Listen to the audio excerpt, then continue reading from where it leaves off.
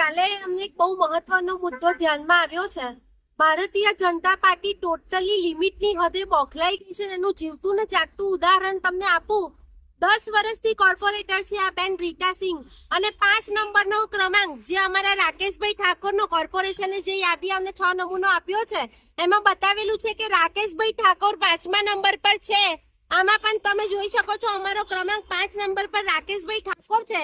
10 વર્ષથી જે પાર્ટી છે વિકાસના ગીતો ગાય છે, આ બેને પોતાનો ક્રમાંક નંબર અમારો 5 નંબર છપાવી દીધો છે.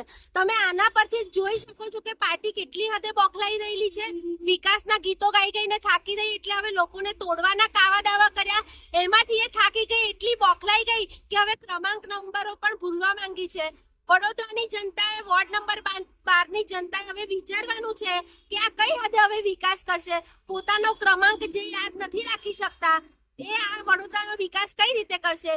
આ એ જ બેન છે જેમને પેલી 32 રૂપિયાની સિસોટી 3200 રૂપિયામાં વેચાવડાઈ હતી અને એમાં સાઈન કરી હતી. આ બેનને વડોદરા ધ્યાનથી જોજો. બીજી વાર ભારતીય જનતા પાર્ટીએ અમને ઉમેદવારી કરવાની સત્તા આપી છે, કારણ કે સૌથી મોટા ભ્રષ્ટાચારી બેન આ જ છે અને ભ્રષ્ટાચાર કરવામાં એકકો છે. વડોદરા બેનને યાદ રાખે અને આ બેનને બિલકુલ વોટ ના કરતા, કારણ કે 5 નંબરનો અમારો જે રાકેશભાઈનો ક્રમાંક છે એ એમને છાપી દીધો છે. આટલી કોમન સેન્સ જેનામાં ના હોય એ આ પદ પર રહેવાને લાયક નથી મારા હિસાબે.